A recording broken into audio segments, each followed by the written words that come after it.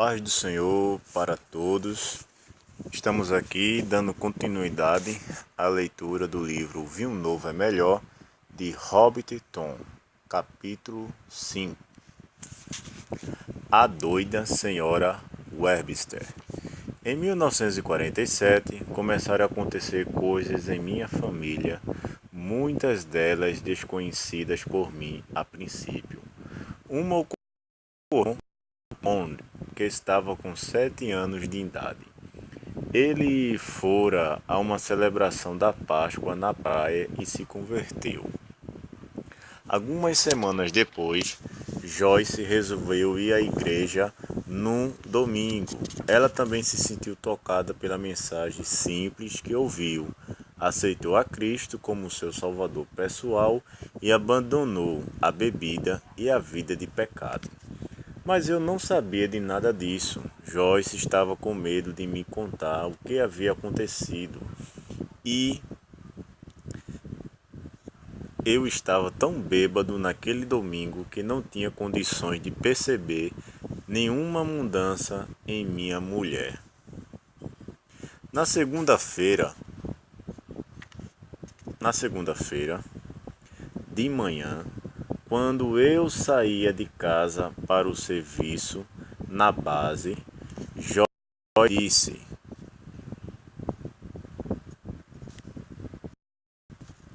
"Veja se você volta direto para casa hoje à noite. Vamos jantar às 6 horas. Certo, 6 em ponto, respondi. O admirável é que eu realmente voltei para casa às 6 naquela tarde. Joyce havia preparado um jantar de dar água na boca.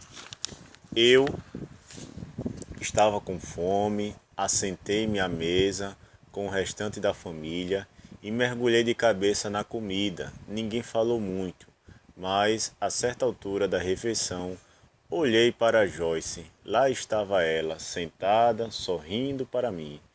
Durante fugazes segundos, eu a vi como da primeira vez, seus olhos azuis, cheios de amor, sua etérea disposição irradiando beleza e felicidade. Era como se ela tivesse voltado a ser o que fora no passado. Por que você está tão feliz? Perguntei. Oh, por nada em especial. Acho. Eu me sinto bem esta noite, ela disse com certa hesitação. É bom alguém se sentir assim, observei, voltando ao meu prato. Quando saí para o trabalho na manhã seguinte, ela disse: lembre-se de como foi bom ontem à noite, esteja em casa hoje, outra vez, às 6. Aqui estarei, prometi. No entanto, eu estava começando a me sentir um pouco seco. Por isso resolvi dar uma paradinha num bar do hotel, apenas por alguns minutos. Antes de ir para casa naquela tarde, pedi um copo de cerveja e um conhaque duplo. Suguei a espuma do copo e misturei a cerveja metade do conhaque. Depois de umas 2 cervejas, comecei a discutir com alguns fregueses a respeito de quem era o maior lutador de boxe do mundo. Quando cheguei em casa já eram 7 horas. Pude perceber, ao ver a mesa, que os demais já haviam jantado. Tentei conservar quente sua comida. Receio que não esteja tão gostosa, disse Joyce, tirando alguma coisa do forno. Está tudo bem, não estou com muita fome hoje, respondi com a língua pastosa. Tentei comer a deliciosa comida que ela pôs diante de mim, mas não consegui engoli-la. Joyce fez tudo para mostrar-se alegre, mas, comigo meio bêbado, não conseguiu sucesso algum. Na quarta-feira de manhã, ela nada me falou acerca de voltar para casa na hora certa. Novamente dei minha paradinha no bar, cheguei em casa às 8h30 da noite.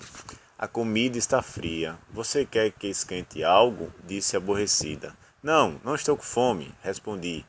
Essa foi toda a nossa conversa naquele resto de noite. Na quinta-feira, cheguei em casa às 10 da noite, as crianças já estavam na cama Eu estava muito bêbado e fui direto para o quarto, deixando Joyce sentada sozinha na sala. Na sexta-feira, não voltei para casa, bebi uma cerveja atrás da outra até as 7 horas da manhã. A essa altura, de tão bêbado, eu não sabia o que estava fazendo. Tinha certeza de que não conseguiria alcançar minha casa, por isso pedi ao garçom encarregado do bar que me arranjasse um quarto no hotel. Vendo minhas péssimas condições, respondeu que havia um quarto vago no extremo da sala e que eu o ocupasse. Saí cambaleando por uma porta e desci para a sala anexa. Estava tonto e vacilava no caminhar. A sala parecia ter 2 quilômetros de comprimento. Eu sabia que não conseguiria atravessá-la, por isso passei sem firmeza pelo alojamento da empregada negra e entrei na primeira porta aberta. Atirei-me na cama e apaguei. Quando despertei na manhã seguinte, minhas roupas estavam cobertas de penas de galinha, aqueles detestáveis colchões de penas. Elas estavam sempre saindo atrás do forro e das costuras, mas eu me sentia muito mal para me importar com algumas penas. Deixei o quarto e prestes a cair no chão, dirigi-me ao bar. Pedi outra cerveja, paguei a bebida e o quarto e me sentei ali durante uns 15 minutos tentando acordar de 10. Cheguei em casa na manhã de sábado, no momento em que Joyce estava se levantando. Eu não tinha a menor ideia de que horas eram. Joyce olhou espantada para as penas que me cobriam. Onde você esteve? Eu apaguei, respondi, evitando falar do colchão. Fui para o quarto, tirei o uniforme, pendurei-o ao lado da cama, vesti o pijama e rastejei para debaixo dos cobertores. O travesseiro macio me fez bem. Minha cabeça estava estourando, mas algumas horas de sono, pensava eu, me curariam. Sorri e fechei os olhos. O despertador disparou 2 minutos depois. Era hora de levantar e ir trabalhar. Empurrei os cobertores, tirei o pijama, catei as penas do meu uniforme, vesti-me e saí correndo para os estaleiros. Ao meio-dia, li no jornal que uma empregada negra havia sido estrangulada com um pedaço de arame em seu próprio quarto durante a noite de sexta-feira, no mesmo hotel em que eu dormira. Tentei lembrar alguma agitação, gritaria que porventura tivesse ouvido, mas minha memória era como uma folha de papel em branco.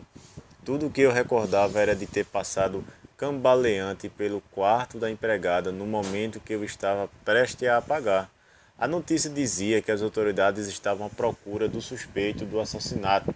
De repente, despertei para um ponto importante. Ter estado no mesmo edifício me tornava automaticamente um suspeito. O pensamento de talvez vir a ser interrogado pela polícia me deixou apavorado.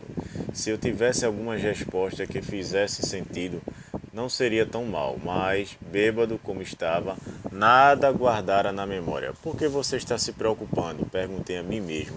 Diga-lhe apenas que você estava doente e não se recorde de coisa alguma relacionada ao assunto. Aliviado, sorri para mim mesmo por um momento, mas, então, outro pensamento, vindo, não sei de onde, repontou na minha mente. Quem garante que não foi você? Quem cometeu o crime? Você estava apagado, lembra? Seu estado era de total irresponsabilidade. Durante a noite, você poderia ter feito muita coisa. E se o interrogarem nesse sentido, como provar que você não fez nada? Comecei a suar. Li e reli a notícia. A tarde inteira, aquilo ficou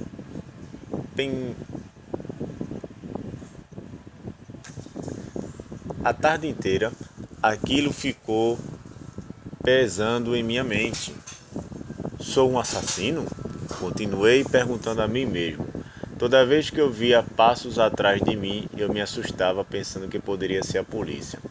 A semana seguinte inteira eu vivia apavorado. Noite após noite, sonhava com criaturas diabólicas apontando-me os dedos descarnados e gritando: assassino, assassino! Hobbit Tom é um assassino! Em seguida riam com sinistras gargalhadas. De vez em quando, eu acordava banhado em suor e pedia a Deus que me livrasse daqueles malditos pesadelos. Tentei afogar minha ansiedade na bebida, mas foi em vão. A qualquer momento a polícia podia bater a minha porta. Passei cada tarde naquela semana no bar. No sábado só trabalhei meio-dia e voltei para casa como sempre, bêbado. Joyce e o bebê não estavam em casa. Ela havia deixado um bilhete para Drummond. Eu o abri e li a breve mensagem. Desculpe, não posso continuar aqui, por favor.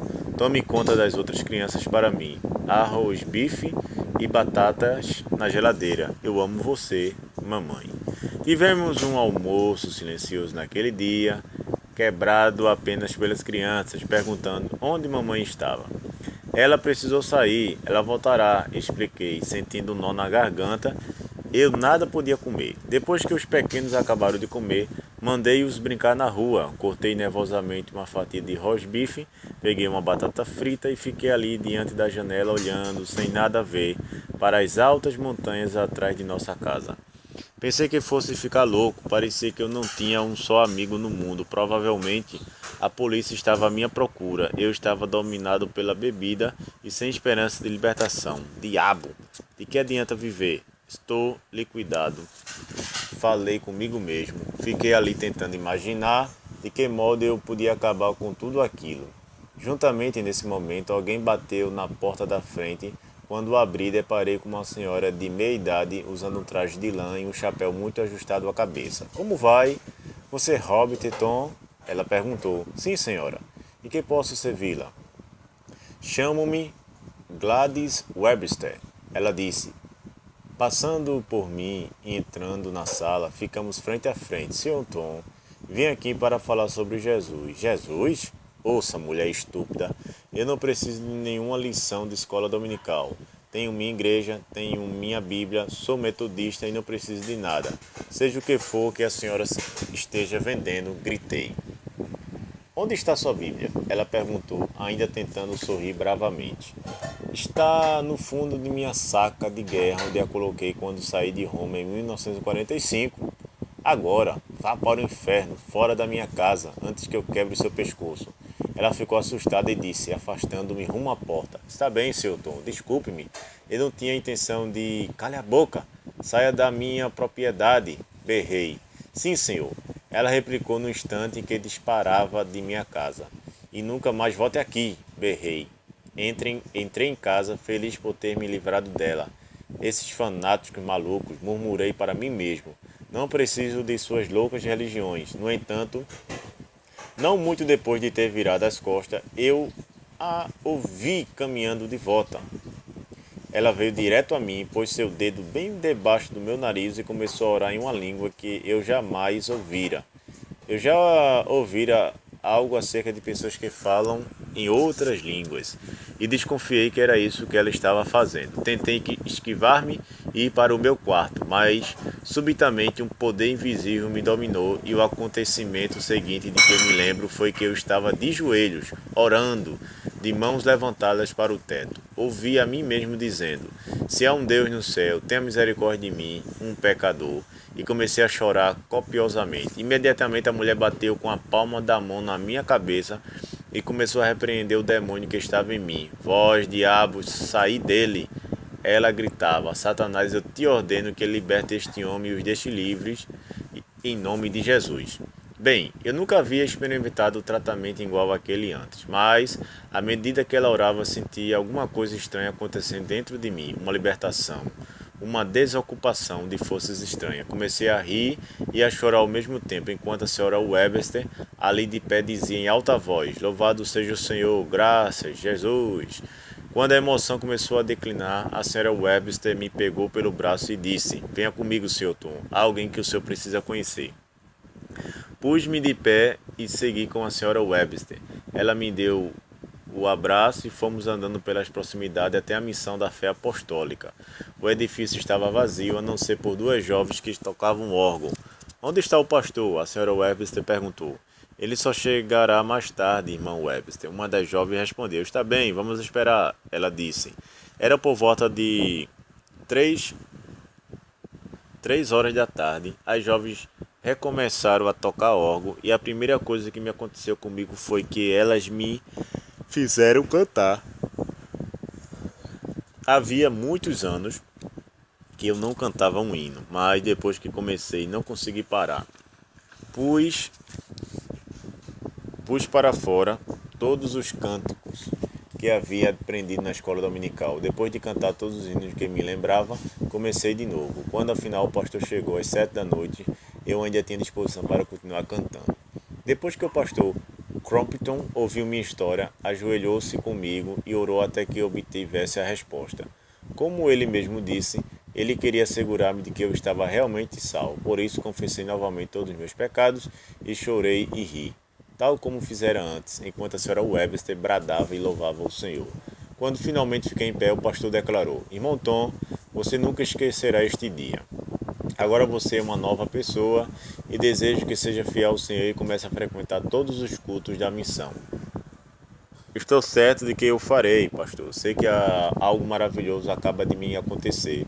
Eu disse alegremente, abrindo-me em um largo sorriso. Depois que apertamos calorosamente as mãos de um do outro, separamos-nos e eu comecei a caminhar de volta para casa. Seja o que for que me tenha feito parar no bar, jamais saberei. Talvez fosse a coisa mais natural a fazer. Talvez ainda não estivesse bem definido para mim o que acabava de acontecer. Talvez eu estivesse perguntando a mim mesmo se não era possível ser um bom cristão e tomar um drink uma vez ou outra. Talvez eu estivesse desgostoso comigo mesmo por haver prometido àquele pastor frequentar aquela missão efeminada. Por alguma razão, tendo eu chegado ao bar por volta das 8h30, algo me fez entrar. Eu tinha $2,10 no bolso e a garrafa de cerveja custava na época apenas 9 centavos. Depois de consumar uma garrafa inteira, ainda me sentia sóbrio, por isso pedia algo mais caro. Um copo de vinho, depois conhaque, depois o uísque. Primeiro a bebida pura, depois misturada. Às 10h30 eu havia gastado todo o dinheiro que tinha. Estava me aprontando para sair quando um velho amigo meu chamado Mostert chegou e se ofereceu para pagar-me um drink. Voltei a sentar e ele pagou bebidas até às 11h30. Ei, Tommy, por que você não está bêbado? Por que você ainda está sóbrio? Mostert desabafou. Engraçado, eu estou sóbrio? Pensei comigo mesmo. O que está acontecendo com você? Minhas bebidas não lhe agradam? Mostert vociferou. Oh, sim, são muito boas sim, repliquei. Então por que você não fica bêbado comigo? Eu devia dar uns trancos em você por estar jogando fora o meu dinheiro. Ele era um homem bruto e eu sabia que podia facilmente me bater. Então rapidamente lhe agradeci as bebidas e tomei o rumo de casa. Depois de beber por 3 horas a fio, caminhei aprumado como uma seta por todo o trajeto até minha casa e não me senti mal nem um instante que fosse. Quando entrei na sala, ali estava a senhora Webster me esperando. Senti-me tão envergonhado que tive vontade de correr, mas algo me segurou. Eu estava esperando. Dei jantar às suas crianças, coloquei-os na cama e fiz uma rápida arrumação. A casa estava um brinco. Achei que não devia deixar as crianças sozinhas até sua volta. Agora, se me dá licença, vou andando. Boa noite, irmão Tom. Assim que as portas se fechou, dei um suspiro de alívio. Se ela desconfiou do lugar onde estivera, não soltou uma só palavra a respeito.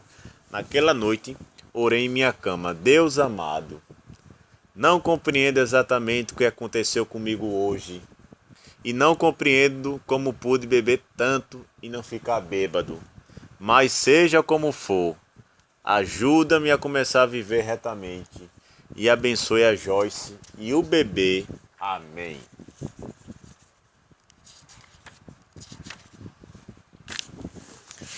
No domingo de manhã, levantei-me ciente de que deveria encontrar Joyce. Eu tinha um palpite de que ela teria ido para a casa de sua irmã no outro lado da cidade. Deixei Drummond com instruções para tomar conta das crianças enquanto eu ia buscar mamãe. A caminho da casa da irmã de Joyce, encontrei um amigo que se propôs a pagar-me um drink. Não posso dizer o que eu desejasse realmente, mas estava curioso em relação à noite anterior e a razão pela qual eu havia continuado sóbrio. Fiquei curioso para ver se isso ocorreria de novo. Aceitei o convite e a bebida servida foi vinho do Porto e conhaque, que é uma das bebidas mais fortes que existe. Bebi desde as 9 horas daquela manhã até as 2 da tarde e continuei incrivelmente sóbrio o tempo todo. Tinha certeza de que se tratava de um milagre de Deus.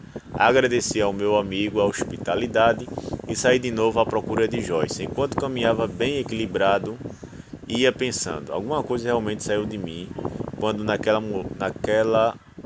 mulher ordenou aos demônios que me deixassem. Não consigo embriagar-me, é um milagre. Comecei então a pensar no insaciável apetite pelo álcool que me dominava antes que ela ordenasse ao demônio do álcool que me deixasse. Evidentemente, aquele desejo ardente de álcool não era um simples desejo humano. Não, era mais do que isso. O que eu estava alimentando quando bebia 15 litros de cerveja em uma noite, fosse o que fosse, havia sumido. Por volta das 3 horas da tarde de domingo, cheguei à casa da irmã de Joyce. Ela e o bebê estavam lá. Quando entrei pela porta da frente, meu cunhado foi logo dizendo: "Sinto muito, mas não tenho nenhum gole para você." Aprumei-me e olhando-o diretamente nos olhos falei: "Grave bem isto, nunca mais pedirei a você ou a quem que seja uma gota de bebida. Obrigado." Quando eu disse essas palavras, senti um pesado fardo escorrendo por meus ombros, como um casaco da marinha molhando. Caindo ao chão, Jesus parecia dizer-me: "Que ele seja feito segundo a fé que você tem." Naquele momento, eu soube que estava livre, que estava realmente salvo. Voltando-me para Joyce, disse: "Querida, vamos para casa começar uma vida nova." Ela pegou o bebê e disse: "Muito bem, é isso mesmo, os pequenos devem estar precisando de mim." No caminho de volta para casa, ela perguntou: "O que você quis dizer lá atrás sobre não mais beber?" "Exatamente o que eu falei, aceitei Cristo em minha vida e os velhos tempos se foram. Chega de bebidas, chega de cigarros." Respondi: "Bem, eu já ouvi essa história antes." Ela disse um tanto cética. Quando chegamos, Joyce ficou surpresa por encontrar a casa brilhando e as crianças vestidas com as roupas de domingo. "Vocês já jantaram?" Ela perguntou ansiosamente, enlaçando-as todas em um abraço. "Sim, mamãe, tivemos jantar especial." Elas gritaram: "Mas quem cozinhou para vocês?" "A senhora Webster e as senhoras da igreja." "Senhora Webster? A senhora da Missão da Fé Apostólica?" "Sim, mamãe. Ela nos deu banho e nos vestiu, e as senhoras arrumaram a casa. Assim você e papai não teriam nada para fazer quando chegassem." "Mas por que a senhora Webster veio aqui?" Nesse ponto, entrei na conversa e contei a história toda a Joyce. "Oh, bobo. Oh, Bob. Então é verdade, você está salvo." Ela exclamou, lançando seus braços ao redor do meu pescoço. Ela pousou a cabeça sobre meu ombro e chorou e chorou. Depois de alguns minutos, enxugou as lágrimas. "Desculpe-me, eu não tive coragem de dizer a você, mas fui salva domingo passado." Continuou. "Você está salva?" Perguntei incrédulo e recuando atônito. "Sim, eu estava com medo de lhe contar, mas esperava que você notasse a diferença." Disse timidamente. "Eu notei algo, mas não tinha a menor ideia do que havia acontecido com você." "Drummond também aceitou a Cristo." "Drummond, sim." "Quando?" "No domingo da Páscoa." "Na missão?" "Não. Na reunião de crianças promovida pela senhora Webster na praia." "Aquela doida?" "Ela está decidida a pegar toda a família." Falei rindo entre dentes. "Quanto mais depressa, melhor." Joyce replicou, rindo. "Vamos todos à missão esta noite." Sugeri. "Ótimo. Esperem uns minutos até eu me aprontar." Joyce disse. Enquanto esperava, peguei o jornal de sábado, que eu não havia lido por causa da emoção toda do dia anterior. Meus olhos caíram sobre uma notícia falando da empregada negra que havia sido estrangulada no bar do hotel. A notícia dizia que a polícia havia prendido o namorado dela e ele confessara ser o assassino. Deixei cair o jornal no colo, descansei a cabeça no encosto da cadeira e ri à vontade. Graças a Deus, eu não fiz aquilo. Suspirei. Senti-me como se tivesse ganhado vida nova. Não demorou muito e nossa família toda se dirigiu à missão da fé apostólica para participar do culto da noite de domingo. Lotamos um banco inteiro. Gostei do cântico e da pregação, mas me desagradou um bocado a mulher do pastor gritar aleluia e louvai ao Senhor durante todo o culto. Ao voltarmos para casa, eu disse a Joyce que nunca mais voltaria lá, que não passava de um monte de fanáticos. Contudo, na noite de quarta-feira, voltamos, e outra vez na sexta-feira, e outra vez no domingo. Começamos a apreciar a fraternidade, e mesmo a mulher do pastor não parecia tão ruim depois que a conhecemos melhor. Um dos grandes problemas que enfrentamos depois de iniciados na vida cristã foi com nossas finanças. Eu havia gastado tanto dinheiro nas bebedeiras que pouco restara para pagar as contas. As dívidas se acumularam porque, enquanto andava bebendo, eu não dava a menor importância a elas. Mas agora que eu pertencia a Cristo, sabia que algo precisava ser feito. Joyce e eu conversamos a respeito e decidimos começar dedicando ao Senhor nossa família inteira e todos os nossos problemas. Jesus não disse: busquem, pois em primeiro lugar o reino de Deus e a sua justiça, e todas essas coisas lhe serão acrescentadas. Assim, no domingo seguinte fomos à missão e no momento do apelo fomos todos à frente e nos ajoelhamos junto ao altar. Joyce segurava o bebê e todas as outras crianças ali estavam reverentemente ajoelhadas. Jesus, falei, lancei minha família em tremenda dificuldade. Gastei meu dinheiro na bebida. As crianças não têm sido devidamente alimentadas ou vestidas e as contas estão por pagar. Chorei como uma criança antes de prosseguir. Jesus, tu salvaste a minha Joyce para a glória do teu nome e creio que podes colocar em ordem toda esta confusão se nos entregarmos a ti. Nesse momento que me consagrei pessoalmente ao Senhor, bem como minha mulher e filhos. Deus podia usar todos os meus filhos como missionários, se essa fosse a sua vontade. Contei sobre meu problema asmático, que vinha se agravando desde os dias do orfanato. Falei das minhas falhas e frustrações, mencionei minhas dívidas, os milhares de dólares que eu sabia que não podia pagar. Eu tomara grandes empréstimos da Marinha e do Fundo Militar de Guerra. Isso acrescido do aluguel, do alimento, da roupa e de outras despesas. Deus, orei, ofereço-te essas dívidas em nome de Jesus. Na ocasião, eu não sabia, mas quando você oferece uma dívida a Deus, a sua dívida se torna uma dívida dele, e Deus sempre paga as suas dívidas. 3 semanas depois, recebi 2 cartas idênticas dos 2 fundos de empréstimos. Minhas dívidas para com eles haviam sido convertidas em subsídios e, portanto, nada mais havia que pagar.